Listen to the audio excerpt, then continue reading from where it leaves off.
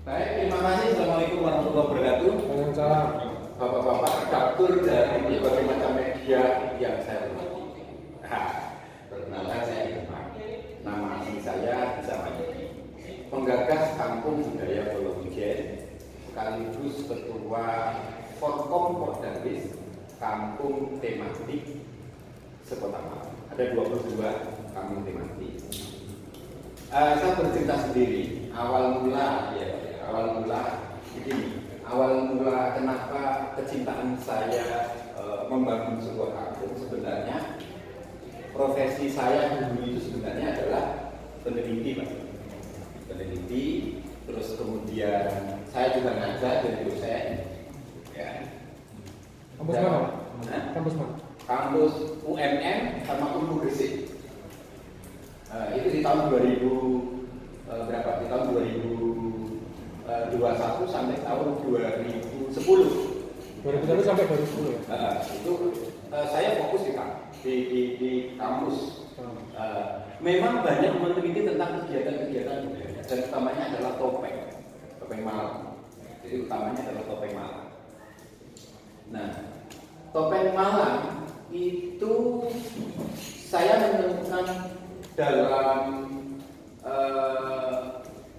naskah bukunya Om Roham bahwa salah satu penemu pembuat pencetus topeng Malang itu ada di Polowijen. Salah satu ya namanya adalah Ki Condroswono atau Mbah Reni. Nah, kebetulan di tahun itu memang saya sudah tinggal di Polowijen. Ki Condroswono atau Mbah Reni. Mbak Reni. Reni itu karang anak ya, jadi itu nama anak-anaknya sebenarnya. Tapi orang dulu kan menyebutnya Mbak Reni dan Mbak Reni. Itu Om Roham menceritakan bahwa di desa Panamijen, desa Panamijen atau Polowijen, dulu namanya Panamijen atau Polowijen. Ada seorang pengukir pembuat topeng terbaik yang kemudian diangkat oleh Adipati Aryo Suryo Adiningrat. Adipati Aryo Suryo Adiningrat keempat. Jadi Bupati Malang di tahun 1885 sampai dengan tahun 1935, gitu ya. Beliau mengangkat Mbah Reni sebagai salah satu pegawai rendahan untuk ngurusi persoalan-persoalan kesenian dan meminta kepada seluruh kampung-kampung, seluruh desa-desa, lurah-lurah itu membangun kesenian, dan ketemulah kesenian topeng Malang. Maka kesenian topeng Malang itu ada sejak di tahun 1880-an itu bangkit kembali, ada kembali, dan kemudian salah satunya adalah Mbah Reni. Dan Mbah Reni itu kalau sekarang itu ibaratnya adalah seperti seorang kurator, seperti seorang apa tuh namanya, orang ya pengamat seni ya, mengurasi tentang berbagai macam kesenangan topeng. Maka kemudian Mbah Reni disebut sebagai salah satu empu topeng, mendapat panggilan empu topeng. Sejarah itulah yang kemudian membuat saya yang kebetulan tinggal di Polowijen sejak tahun 2003. Jadi saya tinggal di Polowijen itu sejak 2003. Itu yang membuat saya ini luar biasa. Ada tokoh, ya, tokoh yang selama ini terlupakan oleh siapapun yang berkaitan dengan kesenian. Dan kemudian saya menemukan makamnya Mbah Reni ada di Polowijen. Itu ceritanya. Nah, karena Mbah Reni itu juga menikah kembali dengan orang Tumpang. Jabung, maaf ya, bukan Tumpang ya, Jabung. Maka perkembangan topeng itu sangat cepat di daerah-daerah pinggiran Malang, ya. Pinggiran Malang diantaranya Jabung, Tumpang, pakai saji dan lain sebagainya. Gitulah ceritanya. Nah, singkat cerita, karena memang saya dulu juga di tahun 2005, di tahun 2006, 2007 dan lain sebagainya, saya juga keliling ke masing-masing kantong-kantong topeng yang ada di sebelah Gadog, Jabung, Tumpang, ya, pakai saji, ya, kelompok Permang dan lain sebagainya. Kantong-kantong topeng itu lebih dari 10 kantong topeng yang saya sering kunjungi, gitu kan. Dan saya juga belajar ikut menari gitu ya, belajar membuat topeng gitu ya. Tapi maaf dalam tanda kutip waktu saya memang profesi saya memang seorang peneliti gitu ya, peneliti di bidang sosial budaya. Maka ya tulisan saya itu banyak masuk ke berbagai macam jurnal ya, saya lupa saat itu. Terus kemudian cerita itu saya tinggalkan lama. Baru kemudian 2015. Jadi selisih 5 tahun berikutnya saya meninggalkan cerita tentang Bahari. Mungkin saya beralih profesi di dunia lain. Saya meninggalkan cerita tentang Bahari. Dan kebetulan para seniman topeng Malang itu ya, datang kembali ke saya memverifikasi terhadap tulisan-tulisan saya yang saya masuk di dalam jurnal. Ini beneran. Sampai di Demang. Benar. Nama Demang itu nama ini ya, nama lama ya saya. Saya memakai nama Demang sudah 26 tahun. Sejak tahun 95 ya. Maka ya kemana-mana orang mengenal saya namanya Demang daripada nama aslinya siapa itu. Oh, saya sih sebenarnya nama saya kan nggak jadi ospek, jadi ketua ospek, bukan ketua. Pas ospek jadi ketua kan juga. Ya. Itu aja. Ya saya nggak, bukan nama yang bisa buat sendiri. Dipilih oleh panitia ospek, kamu mahasiswa semester 1 ospek, kamu jadi ketua dan namamu Demang. Gitu. Oh, berarti yang manggil seniornya ya? Hah? Yang manggil seniornya itu dulu. Iya. Ya ospek, kampus, nama kampus. Kampus sendiri gitu? UMM. Oh, angkatan biru sampai? Songo Limo. Oh, jurusan? Psikologi ya, psikolog saya. Iya. Jadi privasi saya utamanya psikolog. Lanjut ke 2015 tadi gimana? Oke, 2015 kemudian datanglah para seniman topeng Malang dan kemudian para peneliti topeng dan lain sebagainya. Di antaranya Pak Robi Jaya, Pak Dr. Robi Jaya. Kalau Pak Dr. Robi Jaya itu saya bilang ke depan kalau dia mau misalnya menjadi guru besar itu pasti adalah profesor topengnya Malang. Kemudian datang lagi Pak Suroso, Kedung Monggo yang sekarang menjadi ketua DKKP, Dewan Kesenian Kabupaten Malang itu Suroso. Terus kemudian Pak Yudit itu Yudit Berdananto, terus Nasai. Ini dua-duanya adalah pecinta topeng dan Pak Yudit itu adalah kolektor topeng Malang, gitu ya. Datang ke saya, kemudian disampaikan, sampai Pak Eman, ini makam Mbah Reni, ayo kita pugar, gitu ya. Dan kita angkat kembali tentang kesenian topeng. Jadi di kota Malang ini untuk yang di kota, kantong topeng itu memang nggak ada. Satu-satunya yang di Pulau Ijen. Saya kaget, tergerak hatinya saya. Untuk kemudian terjun kembali ke dunia seni budaya dalam konteks yang berbeda, tidak lagi sebagai seorang peneliti, tidak lagi sebagai seorang akademisi, tetapi saya harus menjadi pelaku begitu banyak. Maka kemudian kita pugar makamnya Mbah Reni itu tahun 2015 gitu ya. Tahun 2015 itu kemudian kita adakan sesekaran topeng Malang yang pertama, sesekaran menyekar topeng Malang yang pertama dengan kemudian membuat fragmen gitu ya atau sendera tari tentang topeng Malangan di makamnya Mbah Reni. Nah saat itu berkumpullah para seniman topeng Malang itu yang ada di semuanya kampung topeng Malang itu berkumpul. Karena mau nggak mau gitu kan, dan nggak bisa menolak, dia harus mengakui bahwa Mbah Reni itu kan mampu topeng gitu. Dan di situ akhirnya saya merasa, ini makna gini, bahwa kemudian Pulau Ijen menjadi menjadi tempat mempersatukan kembali para seniman-seniman atau kantong-kantong topeng yang ada di 2016 juga sama. Kemudian kita masuk untuk menetapkan sebagai ini loh. Maksudnya kita masuk untuk itu sudah jadi kampung tuh. Belum. 2016 kemudian sama Dinas Kebudayaan dan Pariwisata menetapkan Mbah Reni sebagai salah satu situs budaya 2016 situs budaya Pulau Ijen. Jadi bukan situs budaya Kota Malang, bukan, tapi situs budaya Pulau Ijen. Yang menetapkan siapa? Yang menetapkan Yang menetapkan itu ya Disparpora ya. Dispora bukan Dinas Kebudayaan dan Pariwisata. Belum Porapat. Dispar Dinas Kebudayaan dan Pariwisata. Kan gitu. Yang menetapkan itu dulu. Situs budaya. Nah, jadi makanya Mbak Reni. Setelah itu kemudian saya kumpulkan orang-orang kampung, ayo gitu ya. Karena di sini sudah ditetapkan situs budaya sebagai topeng.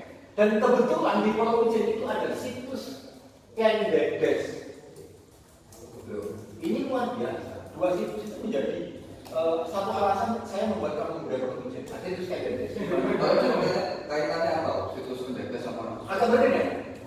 Jadi ini berbeda. Kalau Mbak Reni ini adalah untuk di bidang keseniannya. Kalau kemudian situs Kendedes itu memang kesejarahan. Nah, jadi ini ya.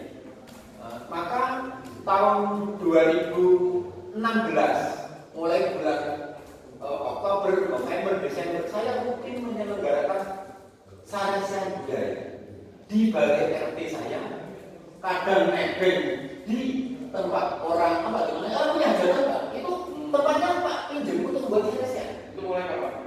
Itu 2016 akhir. Rutin Oktober, November, Desember, Januari, Februari dan gitu. Nah, saya berikan ke budaya politik kan April 2017 kan bulan.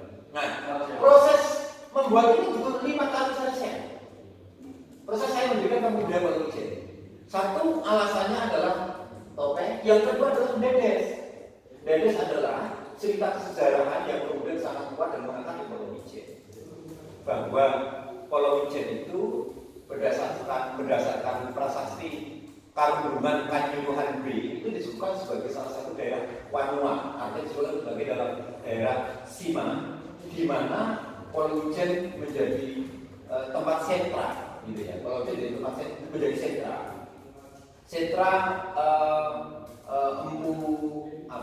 Empu Purba yang kemudian mengembangkan kegiatan keagamaan, pusat keagamaan.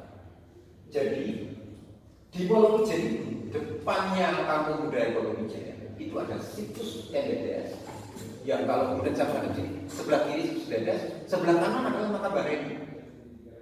Belakangnya situs Kendedes itu ada struktur Mandala Purba yang saat ini sudah dilakukan tes fit dan belum diekskavasi dan sangat luas. Itu loh. Dan masih orang belum berani mudik apa-apa kan. Nah itu. Kalau dulu kira-kira Pulau Ijen itu apa? Satu kampung atau desa? Ya, jadi Pulau Ijen adalah satu desa yang merupakan daerah desa istimewa yang dijadikan sebagai ditunjuk sebagai tempat untuk apa itu tadi ya? Itu dijadikan sebagai tempat untuk bukan pusat pendidikan keagamaan. Apa pesantren? Nah, kalau dari sekarang ada pesantren. Maka di situ ada Mandala Purba. Ya, yang kemudian di situ didirikan sentra. Ada sentra itu maksudnya ada guru, ada dan sebagainya. Dan kemudian di daerah Pulau Ijen itu sekaligus menjadi daerah Sima. Sima itu daerah istimewa yang kemudian tidak dipungut pajak oleh pemerintah Kanjuruhan, tetapi kemudian diperbolehkan untuk pajak-pajak itu diperbolehkan untuk dikembalikan ke desa tersebut untuk kegiatan keagamaan. Sejauh ini kan pemerintah pertama khususnya itu sejauh mana Pak perhatian terhadap kampung budaya Pulau Ijen ini? Baik, saya lanjutkan. Saya dirikan kampung budaya Pulau Ijen tahun 2017 di bulan April tahun 2 diresmikan oleh Wali Kota Malang tanggal 2. Di mana saya mendirikan kampung budaya Pulau Ijen ini tidak ikut-ikutan mendirikan kampung tematik. Jadi kampung tematik itu kan berbeda. Mereka mengikuti dalam bentuk lomba. Dulu kan dilombakan kampung tematik akan gitu. Tapi kampung budaya Pulau Ijen tidak. Dia terpisah, tidak mengikuti lomba kampung tematik itu. Terpisah. Tapi kami resmikan tapi tetap menjadi kegiatan. kami semula itu menganggap bahwa kampung budaya Polojen tidak lebih dari seperti sanggar, gitu ya, tidak lebih dari seperti tempat yang memang orang belajar kesenian berbudaya ini. Karena pada saat yang sama saya mengisi kegiatan membatik, kegiatan menari topeng, belajar latihan tari topeng, kegiatan membuat topeng kan gitu, semuanya teman-teman tentang topeng. Nah, oke. Jadi saya tanya terkait penampilan jenengan ini kan kelihatannya setiap hari yang pakai pakaiannya seperti ini, ya, mungkin bisa dijelaskan maknanya itu apa, mulai dari juga terus baju terus ada Pancasila. Oh iya, setelah itu mungkin bisa diceritakan sampai sarung lah. Baik, terima kasih. Oleh karena itu pemerintah itu kemudian hanya melihat bahwa kampung budaya Polojen ini potensi untuk dikembangkan jadi tempat wisata budaya itu saja. Nah, bentuk perhatian pemerintah terhadap kampung budaya Polojen itu apa? Ya, selama ini bisa dibilang pokoknya diperhatikan juga saja. Jadi gitu, ya, perhatikan saja. Jadi kami menyelenggarakan ragam macam event, ya, festival dalam 1 bulan itu, dalam 1 tahun itu kami menyelenggarakan 10, ya, antara 10 sampai 12 event gitu kan. Ya, ada bantuan tapi memang tidak seberapa signifikan. Ya, makanya pemerintah ini perhatiannya apa? Enggak ada. Malah justru minta bantuan saya untuk mengelola kampung Sekota Malang kan gitu. Itu problem. Tanpa ada biaya. Ya tidak ada biaya. Saya nggak dibayar apa? Mohon maaf. Ya. Tapi ya saya senang saja. Karena ini panggilan. Untuk melakukan itu dari mana? Dengan budaya atau Oke, selama ini kan swadaya masyarakat gitu kan. Dan ya kemudian kami ini memang dikunjungi oleh orang-orang tertentu gitu ya, dikunjungi oleh pengunjung dari berbagai macam daerah gitu ya. Dan kalau kemudian kegiatannya itu memang bertepatan dengan jadwal event, mungkin uang kunjungan itu kita kelola untuk kegiatan event. Nah, ada pun kegiatan eventnya macam-macam, ada festival kampung budaya Polojen, festival zaman biyen, ada kegiatan ada kegiatan festival batik, ini tanggal 2 festival batik, kemudian sesekali topeng Malang, dan macam-macam. Ada lebih dari 10 event yang kami selenggarakan tiap tahun. Tapi kegiatan kami murni dibiayai oleh pengunjung itu sendiri. Nah, itulah bentuk pengelolaan yang kami lakukan. Jika kemudian pemerintah hadir saja membuka acara dan senang gitu ya. Bayangkan gitu. Nah, apa yang kemudian terjadi di kampung budaya Polojen? Tentu kami mendekatkan pada kegiatan-kegiatan yang selalu bernuansa khas kebudayaan. Ya. Di antaranya melalui kostum. Jadi melalui kostum, melalui ya, kegiatannya kan ada mencopat, ada membatik, ada permainan tradisional, ada tari topeng, ada macam-macam ya, gamelan dan sebagainya. Otomatis pada saat event-event kami menyelenggarakan kegiatan masyarakat kita sarankan memakai kostum-kostum yang berbau tradisional. Nah, berbau tradisional itu kalau perempuan dia itu pakai kebaya, pakai jari, kan, mungkin bersanggul, dan kami kerjasama dengan PBN, itu perempuan sanggul nasional Nusantara, kan, dan kemudian perempuan sanggul kebaya Bois Malang, kami bekerjasama dengan itu, maka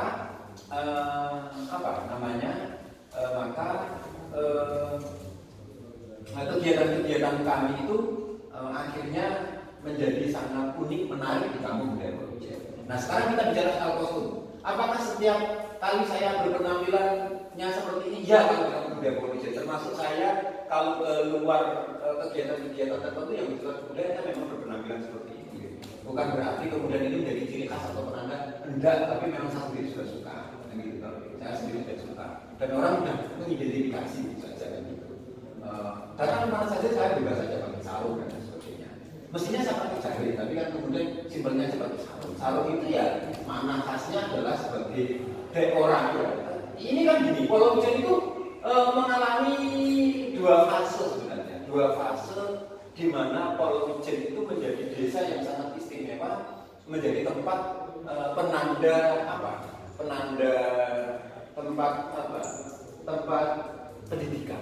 Satu, penanda pendidikan atau agama. Satu, di masa Purba, ya Kemenes itu dia kan punya itu. Otomatis kan di situ kan memang tempat pendidikan dan agama. Yang kedua, nah masa masuknya Islam ke Malang, pondok pesantren pertama kali itu ada di Pondok C yang dirintis oleh Beliau Jibres dan Beliau Suro.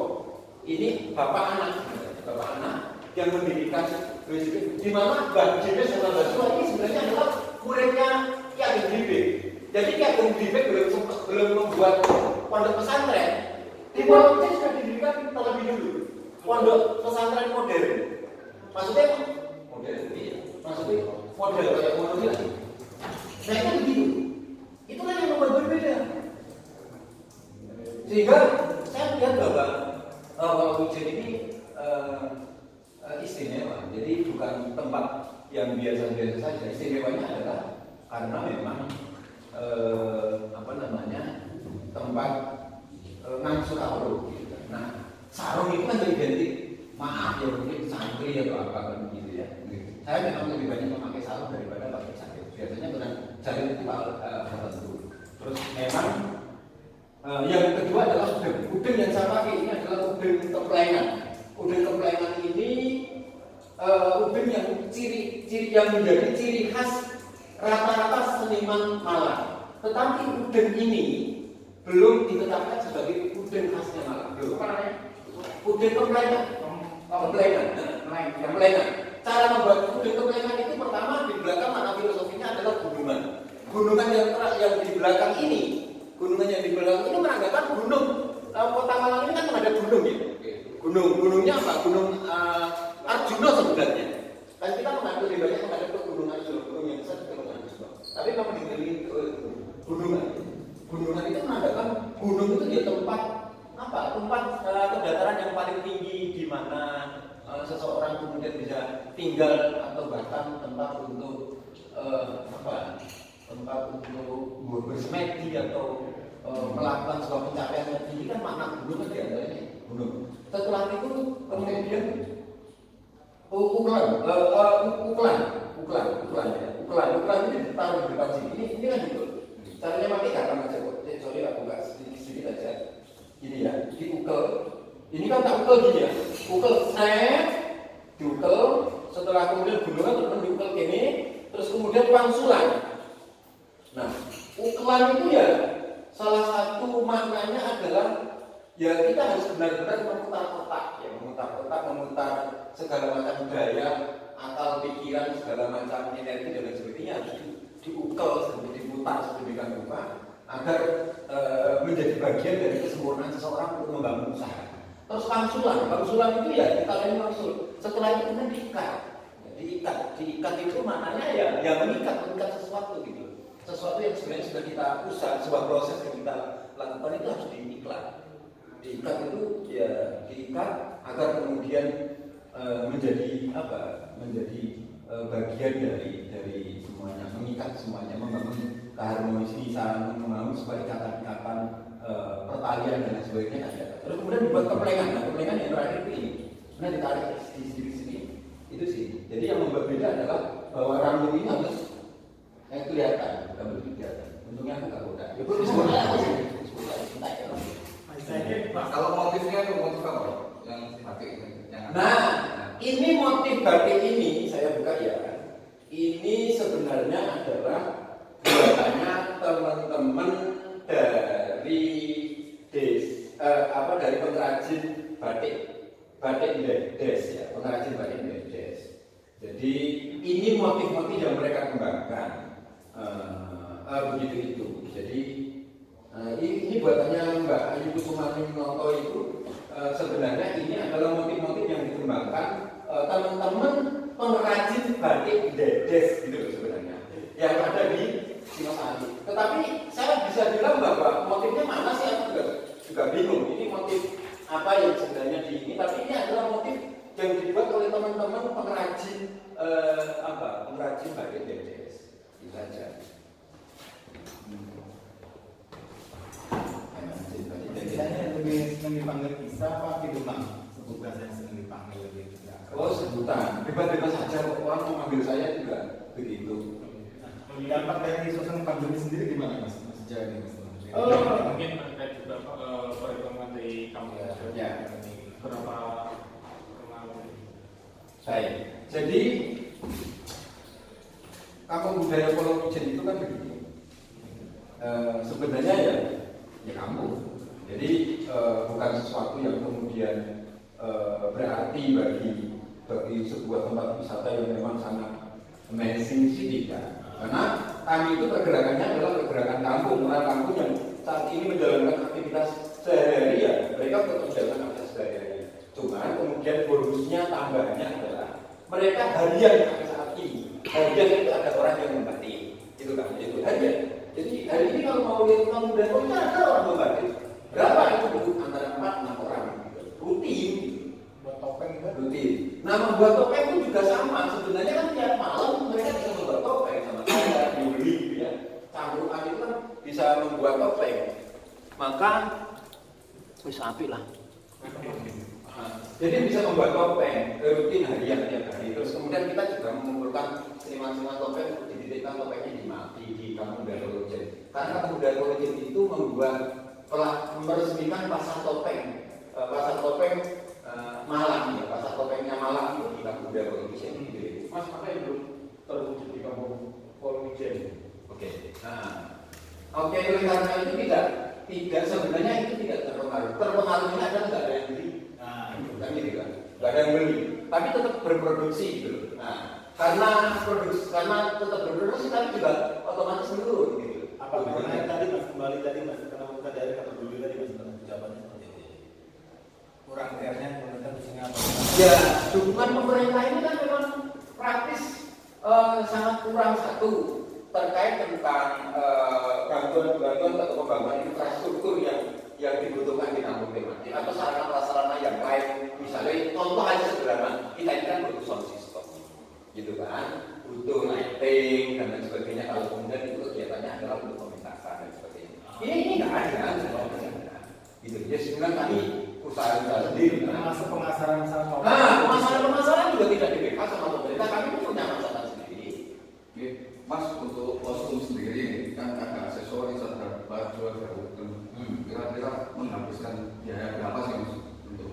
Loh, ini kan sederhana saja. Ini kan ya kostum ini maaf aja. Ini kan kostum yang memang komunitas buat dan saya pakai ya. Dan kenapa saya harus pakai ini bagikan dan ini makluman dan sebagainya. Kita ini kan tahu bahwa sebenarnya tempat saya kembali ke persoalan sejarah. Untuk berikutnya itu saya bahwa kemudian asal mula berdirinya Nusantara itu kan berasal dari ibu kandung yang sama, satu siapa Kendedes kan, dan itu dari Pulau Ijen kan maka saya bilang gini kan, Tunggal Ika Tanghana Matua itu kan memang itu.